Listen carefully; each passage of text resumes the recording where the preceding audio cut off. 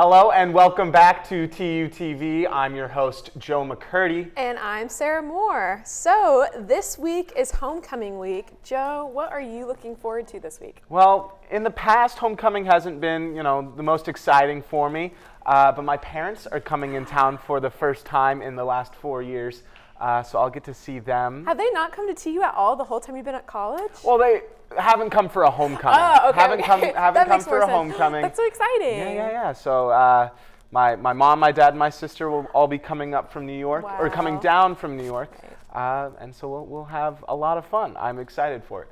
Minus the football game. I'm not excited for the football game. I probably won't be going to the football game. I think I'm going to go to the tailgate before. What I'm looking forward to is the bonfire. This is my first homecoming that I'm not doing stuff at the bonfire because I'm not in band anymore. So I'm excited to actually see it because by the time we would play and then go set our instruments down and come back, it would be half burnt already. Oh no. So I'm excited to actually see it and enjoy it. But I'm a little sad because whenever they start the fireworks, they do them in that tennis court behind the library. And so we'd always have to walk past it to go put our stuff up. So we would be so close to these fireworks in a way that should not have been allowed. A little behind the scenes for homecoming. I haven't even heard about this. So I'm excited to not have to play, but I'm also I don't get to be terrified by being shot by fireworks with my friends. So it's a it's a win-win. Yeah. Give and take, win-win. I don't have to fear for my life, but I don't get to have my eardrums blown out. So I don't know. Wow. But no more eardrums being blown out. But we are gonna move to our new segment. We'll see you soon.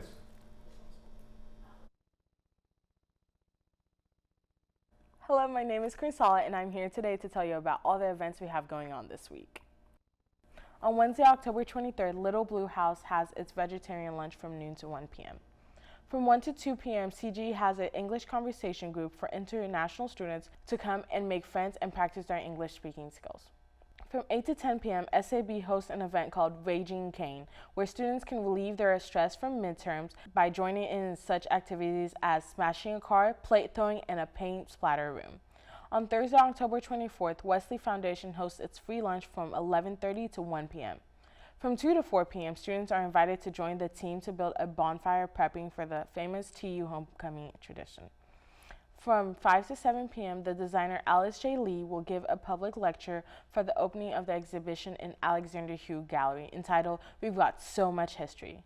On Friday, October 25th, McFarland Library has a book sale from 10 a.m. to 3 p.m. ISM has its weekly free lunch from noon to 1 p.m. at BCM Center. From 5 to 7 p.m., CG has a pumpkin carving and painting event. Fall Film Festival is hosted in the LPC from 5:30 to 7 p.m. Entry is free and popcorn is provided. From 7:30 to 8:30 p.m., join the TU Homecoming Pep Rally and Bonfire at the Old U in front of McFarland Library. And that's all I have for you guys today. I'll see you in the next one.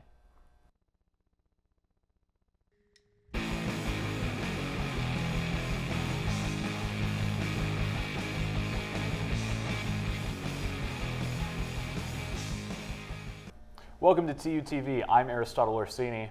And I'm Hiba Saleh. We have a ton of news this week, so let's get into it. Last Friday, Yahya Sinwar, the leader of Hamas, who planned the October 7th terrorist attack, which ignited a war that has resulted in deaths of thousands of Palestinians, was killed by Israeli tank fire in the city of Rafah in the Gaza Strip. Killing Sinwar had been one of the Israel Defense Forces' top war aims since the outbreak of hostilities over a year ago. Known as the Butcher of Khan Yunis, Sinwar was widely feared by both Israelis and Palestinians. Unlike many other Hamas leaders, he chose to live in the Gaza Strip, which won him support among some Palestinians. However, Sinwar was quick to react with brutality against Palestinians who worked for Israel. While imprisoned in Israel, he confessed to killing 12 collaborators, including by forcing a man to bury his own brother alive, quote, according to AP. Sinwar was released from prison in 2011 and became leader of Hamas's Gaza Political Bureau in 2017.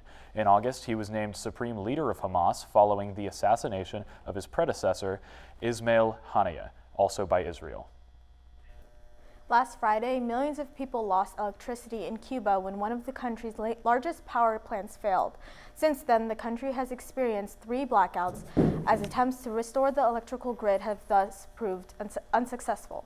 Without electricity, many residents who will be unable to access running water or refrigerators for food, as few homes have generators in Cuba. In Havana, the capital, Cubans waited for hours in bread lines before provisions sold out. Meanwhile, tourists were still seen circling the city's main avenues in classic 1950s cars, according to CNN. The crisis clearly raised questions about the state of Cuba's electrical grid. Prime Minister Manuel Moreno Cruz said that we have been paralyzing economic activity to provide some electricity. U.S. sanctions on Cuba, recently increased, have also been blamed for worsening the situation. On Sunday, voters in the European country of Moldova approved a constitutional amendment enshrining a commitment to join the European Union.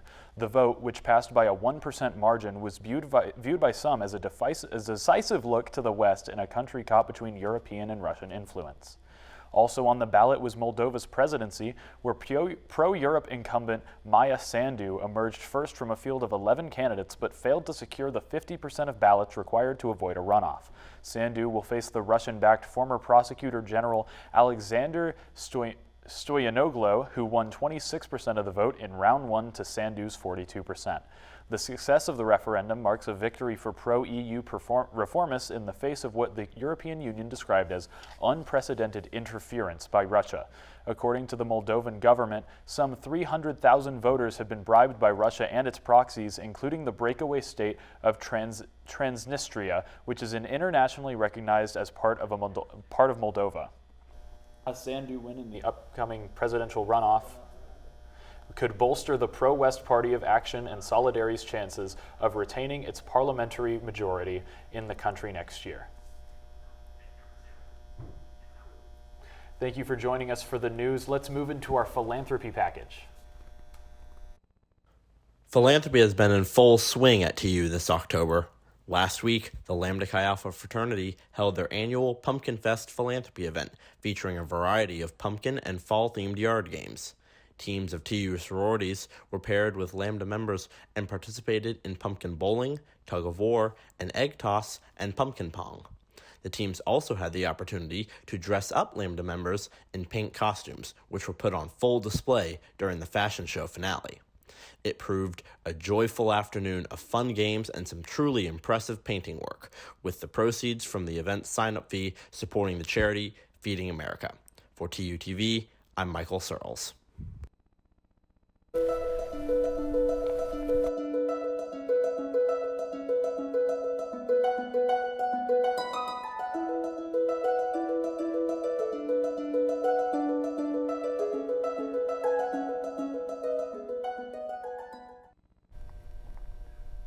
Hi, welcome back to TUTV. I'm Caden Ketcher, and today I'm joined with Monroe Nichols, who is a member of the Oklahoma House of Representatives and is currently running for mayor of Tulsa. Monroe, thanks for coming. Thank you for inviting me on. Really excited. So tell us a little bit about yourself and how you got involved in politics. You know, my story in politics actually starts here at TU.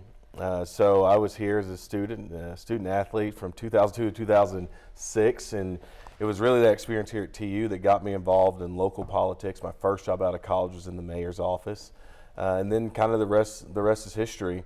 But yeah, it did start here. I was a political science major here at TU, and it was just such a great opportunity to really experience Tulsa through the eyes of a college student that was new to Tulsa, and really think about the potential of this community. And so really it was here. It all started right here. So what made you stay in Tulsa? You know, so I got that first job in the mayor's office, and it was really the nature of the work. I fell in love with this idea that you can make a difference. And what's unique about Tulsa in a lot of ways is that we are a top 50 city in population, but the gap between, you know, kind of just being here and being a citizen, being able to make a huge difference is a pretty small gap, right? So if you want to be involved and you want to change things, Tulsa is a great city to be able to do that. And so as I thought about where I wanted to spend my life, where I wanted to raise my now 16-year-old son, there was no place that compared to Tulsa. And so like, this is just the best place in the country, in my opinion. I think the history that we have from, you know, being the oil capital of the world, so we provided power for the entire globe, to the great legacy of the Greenwood District and Black Wall Street, to Tulsa being the largest city in the country that's all Indian reservation. I mean, like, Tulsa is the most unique place in the entire country, in my opinion. Not a better place to be. Yeah. Yeah. So how can young people and college students like you did get into politics? Yeah, I mean, I think it's, if you have something that you're passionate, I always tell people running for office is oftentimes people think it's about how much money you got and how well connected you are. And those things can be important. But what's most important is, are you passionate about something that you want to see changed? And if you're passionate about something that you want to see changed, I think that is really the first step in going in and running for office. And I do think here at TU and college students, as you're always constantly thinking about the things that you would like to see different about the world and about this community, Tulsa's a great place to get started. So I'd say, get yourself involved with things on campus, right? So you understand the life of this college community, but then get yourself involved in organizations across the city. We know we got some big challenges in Tulsa right now. Homelessness is a big challenge. Public education is a big challenge. Economic development's a challenge. Public safety is a challenge. And so my advice would always be, if you got something that you're passionate about, it's all about going out there and talking to other people about that passion. You'll find there's a lot of people who are on fire about the very same things. I'd also say this is a consequential election season. I think whether you're thinking about this at the federal level, at the state level, certainly at the local level, I'm not sure there's been an election in my lifetime anyway where really the stakes were so high. The stakes were so high, and so I would just say, if you were here, November 5th is a big day to make sure you go and vote. For those students who maybe registered and they're from somewhere else, hopefully they've gotten their absentee ballots in. But if you're in Tulsa, make sure that you make a plan to vote on November 5th. Well, thank you, Monroe, for joining us. Is there anything else you'd like to leave us off with? I would just really encourage everybody who is of age to vote to vote. It's really critical, and I think this is not just on the 5th, because the 5th is coming up, but you all right here on this campus could dictate how city council races are, how they go in District 4, how school board races are decided. Young people, particularly on this campus, could be a huge voting bloc, and in doing so, do some amazing things for people who live around you. I think it's part of being a really good neighbor. I've always been really proud to represent TU as a student athlete, as an alum, and as a state representative now. And I hope that the students who come through the halls here at TU and walk the campus feel that awesome responsibility to get involved in this community. We are privileged to be able to go to this university and be a part of what TU is. Giving back, a small way to give back, is to be a really active voter to make sure we're investing in the life of Tulsa for generations to come. So that would be my challenge to TU students. It really is a challenge to everybody, but a challenge to TU students to make sure that we're always leaning in to making Tulsa a better place and making sure when you're 18 years old, which most people should be, you're registered to vote and you're actively participating in the life of Tulsa. Well, Monroe, thank you for joining us. Thank Appreciate you. it. Absolutely.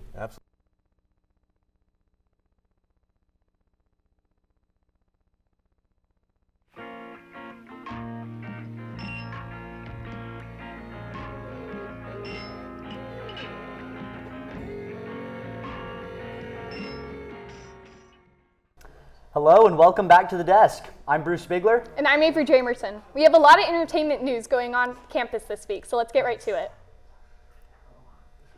This week at the box office, Smile 2 stood tall with a $23 million opening weekend in over 3,500 theaters across the country. Parker Flynn returns to direct following the 2022 original alongside Naomi Scott in the starring role as a pop star plagued by a series of disturbing events. With its slightly higher budget, Smile 2 correspondingly outperformed the original and currently sits at a $46 million global total. Buzz surrounding the movie could see the positive momentum continue into next weekend, even with the upcoming release of superhero blockbuster Venom: The Last Dance later this week. Meanwhile, Joker Folie à Deux continued its descent in the charts, bringing in just over $2 million in its third weekend domestically, a 69% drop-off from last week. However, the Joker sequel has continued to overperform internationally, with weekend earnings over $14 million overseas. Overall, the film's international earnings stand at over $135 million, over twice that of its domestic total. The 45th Tulsa Octoberfest was in full swing this past weekend with food, games, and over 100 different types of drinks. The annual celebration of German culture began Thursday afternoon at the River West Festival Park with activities and beverage flavors both old and new. Late-night festivities were held until 1 a.m. over the weekend, as well as Friday's Family Free Day, where tickets are not required from 11 to 4. Parking was absent at the festival park, so Octoberfest attendees arrived in a sea of shuttles or ride shares. Multiple shuttles were leaving from TU's campus Friday and Saturday night, as well as the various downtown locations. However, traffic surrounding the event proved troublesome as entering and exiting vehicles were carefully navigating each other and crossing pedestrians. The Zico Oktoberfest is just one of many such festivals held around the country, but continues to be a highlight of the Tulsa community. It is officially homecoming week at the University of Tulsa. This marks TU's yearly celebration with parents, students, and alumni, culminating in the traditional bonfire this Friday at 7:30 p.m. However, there is plenty to keep students busy celebrating before then. Monday's Fall Fest and Tuesday's street painting will bring students together to showcase their artistic talents through both pumpkin carving and painting Tucker Drive.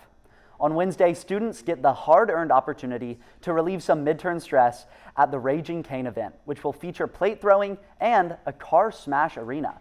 Students also have the opportunity to help construct TU's famous bonfire at 2 o'clock on Thursday. Later in the evening, they can return to Dietler Commons for a rave party featuring DJ Austin Mills. Capping off homecoming week is Saturday's tailgate and concert before the Golden Hurricane take on the UTSA Roadrunners.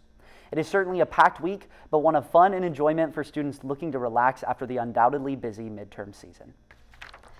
Last Friday, TU's Film Club got together for their annual Halloween watch party. This particular event was notable for featuring a 6-hour triple feature consisting of the childhood classic E.T., John Carpenter's The Thing, and sci-fi horror classic The Fly. A variety of food and drinks accompanied the screenings, and periodic breaks allowed attendees an opportunity to stretch their legs between each film. The evening's entertainment offered a unique blend of old favorites and horror classics to celebrate October's fun and frightening holiday traditions. Whether stopping by briefly to catch a favorite scene or locking in for the long haul, everyone was able to enjoy their evening with festive decor, free food, and some fantastic movies. Thank you for joining us for news. I'm Avery Jamerson. And I'm Bruce Bigler. Now onto some art bites. This week in Phillips Hall, a new show is underway in the Alexander Hogue Gallery. Alice J. Lee's show, entitled We've Got So Much History, features her graphic design work that centers on her Korean-American identity. Works include a covered wall with the repeating phrase, I am an American, with collaged images of Asian people in movies, the news, and other forms of media. Another piece by Alice is about Konglish, a Korean English slang used in South Korea. As Korean is a language where each character is a single syllable, they take syllables from English words and put them with Korean words to make new slang. For example, chimek. Chi from chicken, mek meaning beer, all comes together to mean having fried chicken and beer. Konglish looks at the cross-cultural connections between the US and Korea and how we use language. Alice is intrigued by how English is used almost as a currency in Korea, a way to show off education or being in the know. As an American, Alice says using Konglish works the same sort of way. She's able to be in the know with other Korean speakers by knowing the slang, not just school-taught Korean. It's a cross-cultural way to feel included. Alice's work uses a lot of experimental mediums. She's printing with the risograph machine, a Japanese printer popular in the 80s and 90s, uses photography and collaging to make her final pieces. We've Got So Much History will also be on view from October 24th through December 12th. Alice will be giving an artist talk at 5 p.m. on October 24th in room 211 Phillips Hall, followed by the opening reception at 6 p.m. We hope to see you there. Good evening, Tulsa. My name is Hunter Lynn, joined by my panel of news correspondents. Folks, would you like to introduce yourselves? Hi, I'm Hiba. I'm Aristotle Orsini. And I'm Bruce Bigler. We have some important topics to discuss today, so I will begin. Starting off first, it's homecoming week, of course. What do you all think is the importance of a week in which alumni, students, and parents can gather together and share in the Tulsa experience? Deborah, would you like to start? I'm being so for real. I've never participated in homecoming. Tomorrow will probably be, today will probably be my first time participating in general, so. Oh. I think it's an absolutely incredible opportunity, especially for a lot of freshmen whose family may not have been to TU yet, or this is the first time they're coming. It's a super good time to just build community on campus, to get up our school spirit, even as our football game presumably will not go incredibly. It's still a great time with the bonfire. Just the community that we have here at TU is something really special. So I think it's cool that we get to emphasize it over this next week. Yeah, I think homecoming's great because Well, especially the thing I'm looking forward to is the bonfire on Friday. I love big fires. Nothing like I it. love small fires too, but big fires are even better. Like growing up, we would do huge bonfires every summer, and I haven't gotten to do that in a few years, so I'm really looking forward to this huge bonfire here. Students get to help build it, so. Yeah, I'm not going to do that. You don't like setting things on fire, you just like fires in general? Yeah. I see. Before we touch on international news, let's go to Octoberfest. Did any of you all go? And if so, what was your favorite part? I didn't go this year. Should have. I was helping my mom move. I didn't go, but I know someone who did. I didn't ask her about it, but KJ did. Alrighty, I guess I'll take the lead on this one. I went to Oktoberfest on Sunday to celebrate my birthday, and I very much Happy enjoyed birthday. it. The bratwurst was quite good. I'm a fan of a good brat. It's probably the German in me. There was a dachshund race tournament with, get this, 190 dogs participating. I didn't realize there were even 190 dachshunds in the world, but goes to show what I know. Now, unfortunately, we have to move on to the tragedy in Cuba now, the nationwide blackout, which was exacerbated by Hurricane Oscar, which struck the southeast of the country as a Category 1 storm. Now, Cuban officials have placed part of the blame of this event on American sanctions, which have, of course, throttled the country's economy ever since they were levied. So do you folks think that it's time for the United States to lift its sanctions on Cuba, either partially or in full? I absolutely think it's time to lift Cuban sanctions. They've been going since 1958, and that is far too long. Cuba is no longer a Russian asset in the way that it was. Cuba is just an independent country with people trying to live their lives the same as America. Cubans are no different than Americans. We need to stop harming them by keeping them out of trade. They need a place in the world, and we need to give them that place. If we think way back to the 50s when the United States first placed these sanctions on Cuba as a way to deter Russian influence, but also as a way to punish any communist regime that was going on there, a bunch of different harmful regimes in Cuba. And so the United States has had those sanctions in place to deter communism. And we've seen improvement in Cuba. We still haven't seen a complete fix of the issue and a free and fair democracy going on over there yet. So I don't know if complete removal is a solution, but I do think it's probably time we take a look and adjust our policies from decades ago. Of course. Hiba? Hot take, but I don't really agree with the premise of sanctions really at all. I think it hurts the people more than it does hurt the government and the regime. So in general, I just disagree with the premise of sanctions. So I'm for removing sanctions.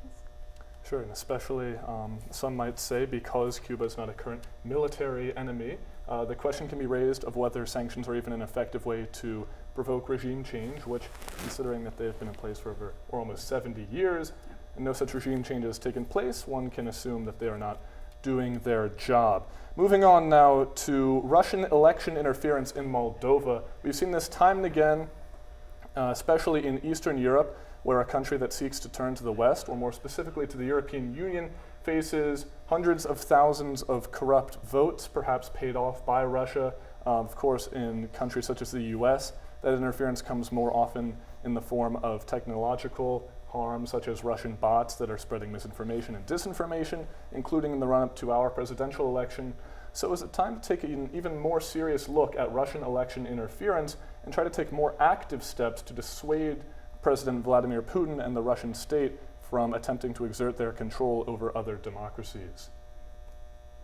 Yeah, I think that's a really good question, and especially today as Vladimir Putin, Xi Jinping in China, and a lot of other leaders in that area of the world are coming together in a world forum to discuss their influence and kind of, not necessarily a direct parallel, but a little bit of their own NATO.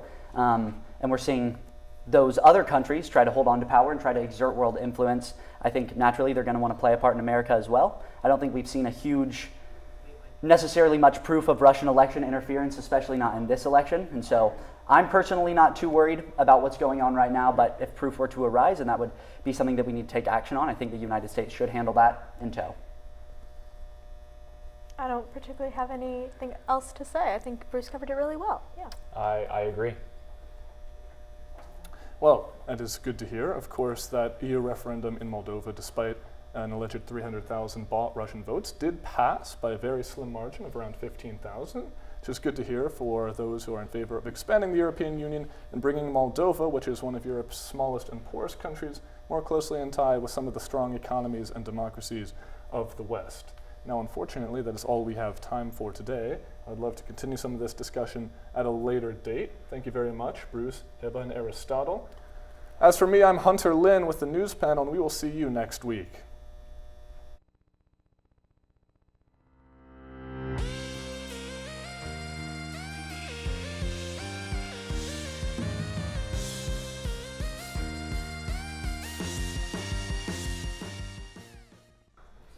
Hello and welcome back. I'm Bruce Bigler. And I'm Hunter Lin, bringing you sports coverage for this week, Bruce. So true. It's going to be a great time. A lot has happened in sports. Fall's the busiest season for that, so we're going to have a lot to share with you guys, so diving right in. Coming off of a bye week, Tulsa had 2 weeks to prepare for their match against the 1-5 Temple Owls. After 2 straight blowout losses, Tulsa's game against Temple was a great opportunity to gain momentum and confidence for the remainder of season. Unfortunately, even with an extra week to prepare, Tulsa still found a way to look clueless on the football field, losing a 3rd straight game, making a bad Temple team look good. Scoring a singular touchdown combined with a field goal, Tulsa continues to look more than lackluster on offense as they struggle to find any form of identity on the offensive side of the ball. Tulsa's 245 yards of total offense was significantly less than Temple's nearly 400 yards of offense that resulted in 20 points and only the Owls' 2nd win of the season. With a homecoming game against UTSA coming up, Tulsa will have the eyes of donors and alumni, a day that may determine the path of the program going forward. Tulsa men's soccer faced off against nationally ranked conference opponent at home on Friday. The Charlotte 49ers came into the match ranked 22nd in the nation with only 1 loss on their record. With only 2 conference matches remaining on their schedule, Tulsa looked to pull off an upset and build momentum to hopefully reach the AAC tournament in late November. In the match, Charlotte got off to a fast start, scoring the first and only goal of the match in the 5th minute by senior forward Larson Brigham. Tulsa's struggle this season has been capitalizing on opportunities, outshooting the 49ers 6-3 and ended the match with a 5-3 advantage in corner kicks. The 1-0 loss now puts Tulsa at 2-8-3 overall and last place in the American.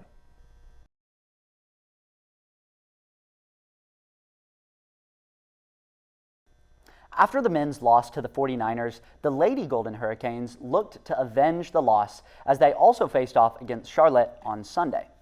Tulsa came into the match winning their last 2 matches and a .500 record in conference play. Charlotte, on the other hand, had yet to win a conference match, holding a record of 0-2-4 in conference play and 1-7-6 overall. Tulsa could not take advantage of the statistical advantage as they were shut out by the 49ers with a score of 2-0. Charlotte's first goal came with 30 seconds remaining in the first half after a prayer shot from midfield got past TU goalkeeper Tatum Sanders. Charlotte would secure the victory with another goal with 3 minutes remaining, completing the shutout. Tulsa's 3rd conference loss via shutout. Tulsa will face off against UAB in Birmingham on Thursday, one of the 3 remaining matches for the Golden Hurricane. Tulsa volleyball took a road trip to Texas this weekend with North Texas and UT San Antonio on the schedule. The North Texas Mean Green were first up on the schedule. Last season, Tulsa went 2-0 against the Mean Green. In their 1 match this season, Tulsa could not pull out a victory, losing 3-1 after committing a combined total of 33 errors over the 4 sets played. Alongside the massive errors, Tulsa's hitting percentage ended at .099%, with only Rachel Brown ending the game with double-digit kills. Tulsa bounced back in their game against UTSA, easily defeating the Roadrunners in straight sets. With only 11 errors and a .162 hitting percentage, Tulsa continues to prove they are a force to be reckoned with in the American Conference, as long as they can stay out of their own way. Thank you so much for tuning into sports. Hopefully next week we will have some better news for you about TU sports after this homecoming game.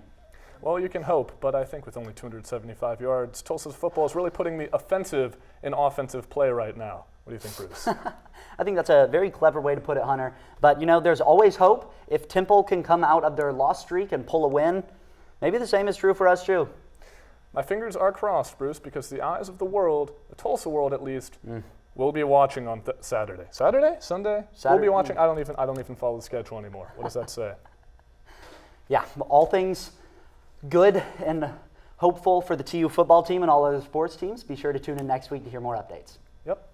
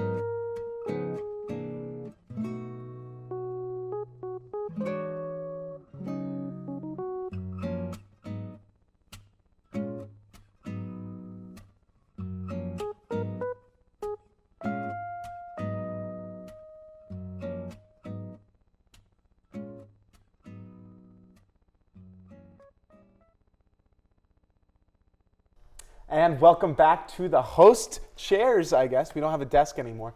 But welcome back, Sarah. A lot of great stories, a lot of great packages. What caught your eye? You know what caught my eye was the Octoberfest package.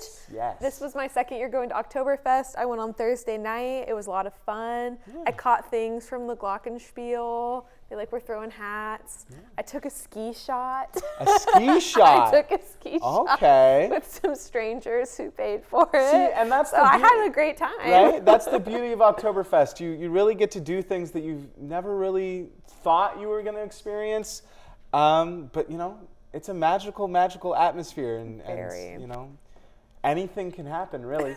I know I spent my time watching the end of the Georgia-Texas game in a beer tent, along with the end of the Yankees-Guardians series, which was a lot of fun. And then I ended up in the main tent in the rave, surrounded by hundreds and hundreds of people, which was interesting and fun and a little scary, but as long as you're dancing, it's fun. And you've got your stein, you're all good to go. I also participated. I did the stein holding competition. The stein holding? Yeah, where they have a stein full of beer and you hold it out. See, I didn't even know about that. It's a thing, and I got a free stein and a free thing of beer because I participated. I did not make it very long. It's a lot harder than it looks. Anything for a free beer, right? Anything for a free beer. It wasn't a very good beer. I think it was literally like Busch Light or something. It was not good. But it was free. Right? So I don't mind so Anything much. free tastes good. Exactly. So. Would you suggest, because I haven't gone to any of the main nights before, would you suggest going on the Friday or Saturday and being in the big tent with the big party? Because it looks scary to me. For me, I prefer going to at least one night. I don't like going to both nights because I don't want to feel like one was better than the other. That way, the one night, one single perspective, you're not really comparing the two.